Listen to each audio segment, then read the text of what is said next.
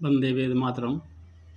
श्रीमद् भगवद गीता के अनुसार भगवान की दो प्रकार की शक्तियाँ हैं, एक अपरा और दूसरा परा।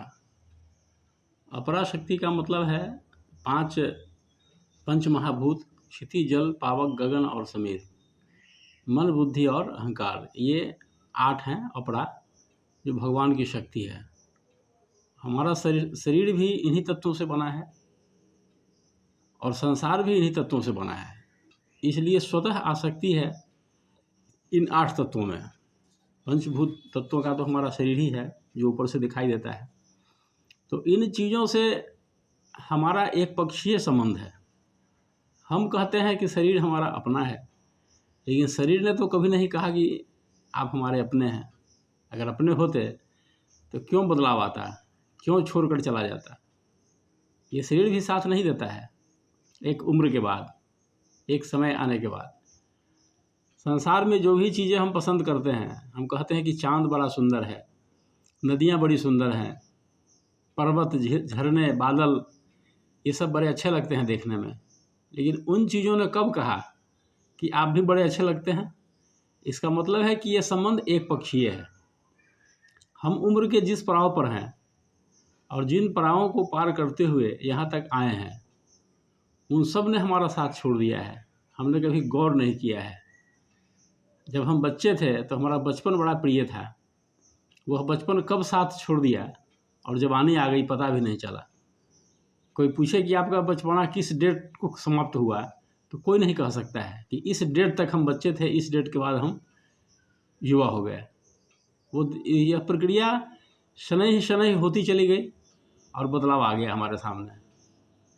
फिर युवावस्था कब विदा हो गया, उसकी कोई तिथि नहीं है। कोई नहीं कह सकता है कि इस तिथि से आगे हमारी जवानी नहीं रही या हम बुढ़ापा हमारा शुरू हो गया। कोई व्यक्ति ऐसा नहीं कर सकता है। तो इस तरह से हम देखते हैं कि शरीर की अवस्थाएं भी हमारी अपनी नहीं हैं, हमारे बस में नहीं है। इस सब पर नियंत्रण एक शाश्वत सत्ता का है, जो अपरा है, भगवान की अपरा शक्ति है। वह अपरा नहीं, परा, इसको भगवान की पराशक्ति कहते हैं। तो अपराशक्ति को नियंत्रित कर रहा है पराशक्ति। हम भोजन करके सो जाते हैं रात में, दिन में, जब भी, लेकिन पचाने का काम कैसे हो रहा है, जबकि हमारी अपनी उसमें कोई प्रत्यक्ष भूमिका नहीं है। हमारा चेतन मस्तिष्क नहीं सोचता है कि भोजन पचा कि नहीं पचा। हमारी सांस चल रही है कि नहीं चल रही है, इस पर हम कभी गौर भी नहीं करते हैं। वो हमारे नियंत्रण में नहीं है, चलाने वाला उसको चला रहा है, वो पराशक्ति के नियंत्रण में है। इसी तरह से हम देखते हैं कि हमारा नियंत्रण किसी भी चीज़ पर नहीं है। इसलिए भगवद गीता में 2 प्रकार के जो भाव हैं, कर्ता भाव और भोक्ता भाव। तो कर्ता भाव, ये ठीक है कि कर्ता भाव को छोड़ना बहुत कठिन काम है, लेकिन भोक्ता भाव तो हम छोड़ सकते हैं। कोई भी क्रिया प्रकृति के गुणों के अनुसार होती है। हमारा शरीर गुणों का ही कारण है। हमारे शरीर का अस्तित्व, जो 3 गुण हैं प्रकृति के, उन्हीं के कारण इस शरीर का भी अस्तित्व है। तो तीनों गुणों की भूमिका होती है।